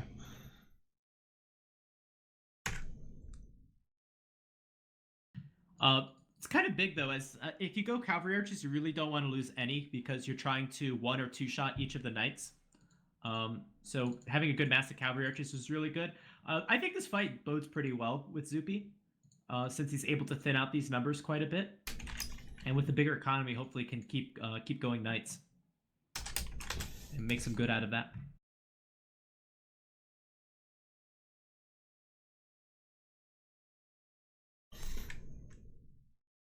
How do you think this game's going to shape up from here? I don't have all that much confidence in Rubenstock right now.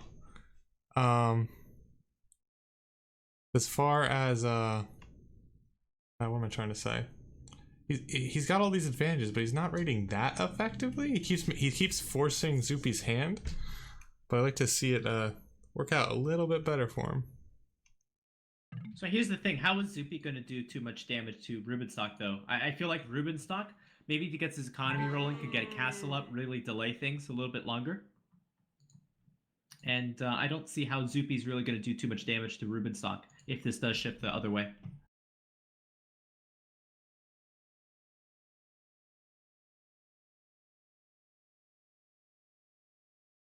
Okay, I see what you're saying. You worried about? Well, I guess Rubenstock's now going on 3 TCs, so he'll be able to keep up eco-wise. Would you be worried about but that? He's still behind a little bit. He'll have to get, 10 more villager kills to even things up. Okay. I guess I just saw that Zuppi's kind of defending a little bit more effectively now. So I just kind of see the momentum swing going his way, I guess. Oh, I'm just giving an opinion. I don't know who's gonna win, so okay. Feel free to have your opinion. Oh well, now okay. So now Rubenstock's picking off knights, trying to. Oh, now he can't one-shot him. Okay. Yeah, there's not enough cavalry archers. You should really just try to get up a good mass of them.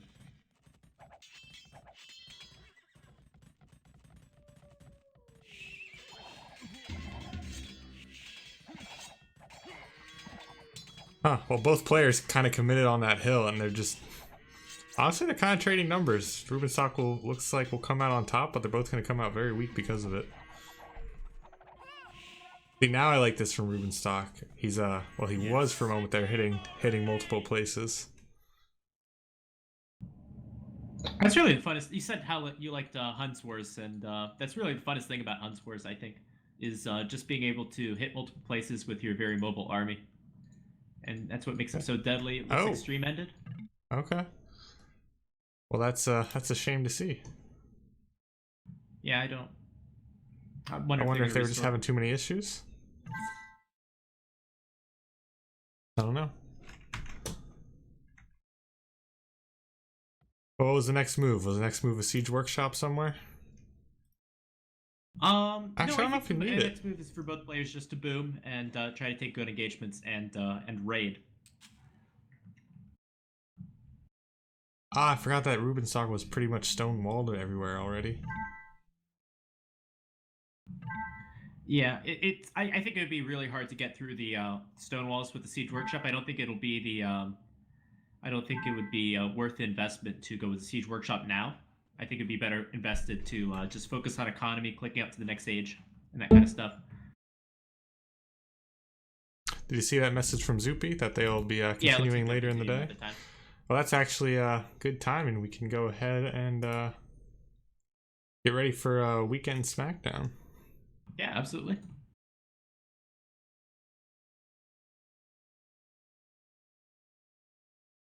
All right, so Weekend SmackDown is in the tournament lobby, correct?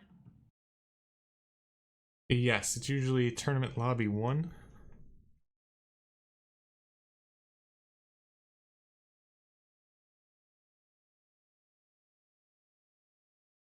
There we go.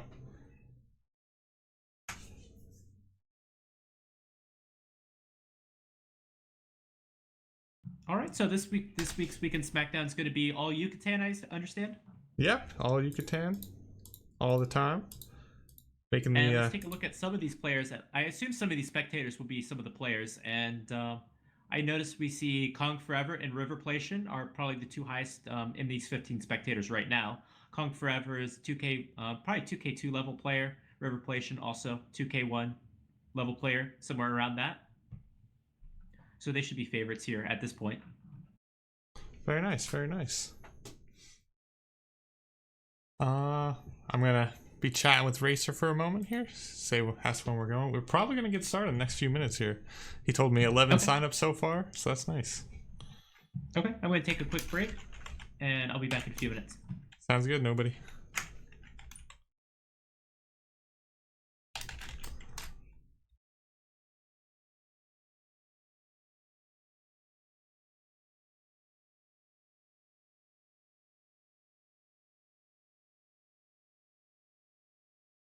Hello, everybody. As usual, so now it's time for Weekend SmackDown. So we'll doing a little bit of the organizing on the fly at the moment, and then we'll jump into some games.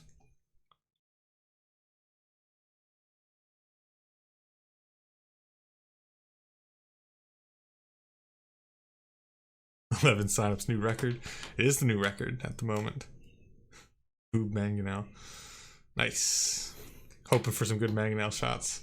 Okay, we'll be starting in 12 minutes. Okay. Nice. Very, very nice. If anybody still wants to sign up, you're welcome to join us in Tournament Lobby 1. All games are going to be played on Yucatan this week. It's a one-day tournament. You sign up and we're done within a few hours. Games go on concurrently, so you'll see us jumping around a lot in the casting, going from game to game. And definitely have some fun there. And the winner leaves with at least 3 months silver premium membership for Voobly. Unlocks some new abilities to your account, certain things about how you can host game rooms and things like that.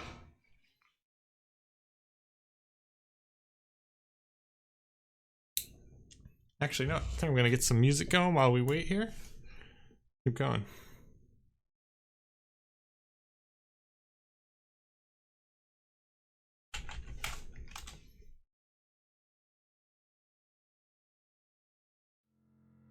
Well, anybody questions about Voobly or the game? Now is the time.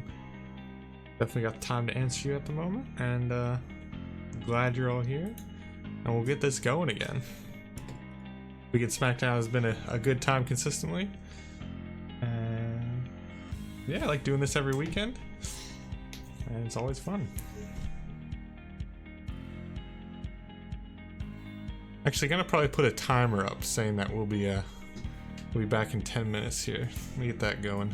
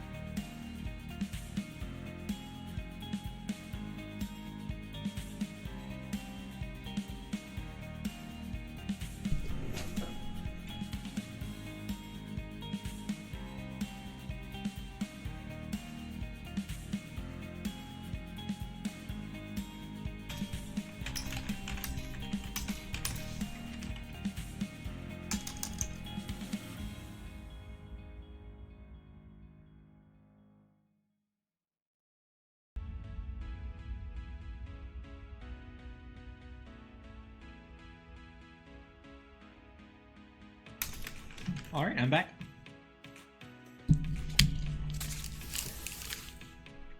Feel free to take your time, nobody. We're just, I'm calling it a break until 12:45 at the moment. All right.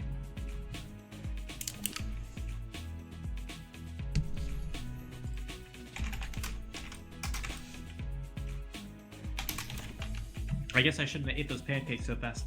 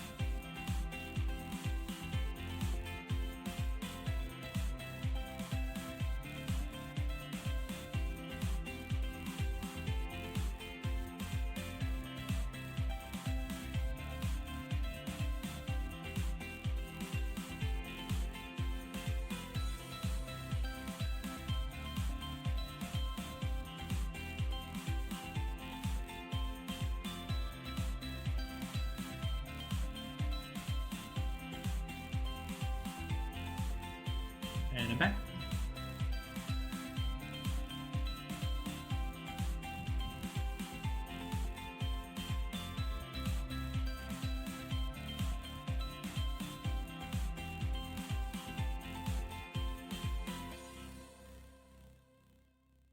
Okie dokie.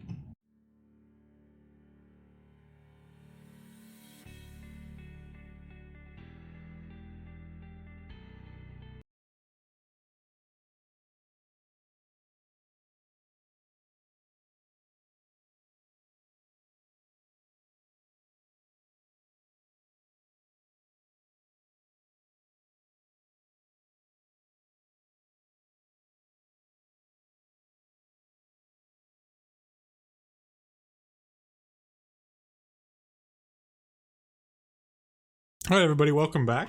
Welcome to Weekend Smackdown. I believe we're up to like number 5 or 6 at this point. This week's going to be Yucatan. I believe we had about 11 players signed up as of a few minutes ago. I believe it's still about the same.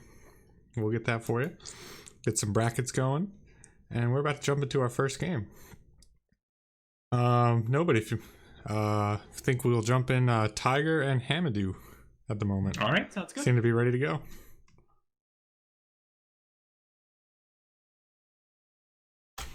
Yeah, I'm all ready. Great. Yes. Do you want to update us a little bit on the settings, or we could do that when the game starts? Yeah, we'll do it. Either one. It'll work out. Because I'm not too familiar, and I'm sure some people in the chat are not as familiar as well. Absolutely, I can give us a rundown. Actually, looks like they'll be picking civs at the moment, and then it'll be delayed. So I can go now. So Weekend Smackdown is a one-day tournament. This week, anybody rank 0 to 2300 is welcome to sign up. Brackets get made right away, and then gameplay starts about 45 minutes after the sign-ups open. So it's a really quick way to get in, maybe get seen, get casted. Winner walks away with at least 3 months silver Zuppi membership. This week specifically is Yucatan. They are all best of ones. One game and you're out until the final. Then the final will be a best of 3. And it is that straightforward. That is the breakdown of the entire thing. And the map changes every week. So you get to see maps that you do see in pro level play, but not necessarily the most common of them. At least not yet. So essentially, it's pretty cool that you can have a little bit of a focus on each map. Not too much. It's not like a 40-game tournament or something like that, but you get to have, a few rounds where we're able to really go into depth and see different styles on each map, and that's pretty cool. Yeah, the entire tournament's pick civ. It's all hidden pick. You can repeat through your own games until the best of 3. There's no repeats in those 3 games.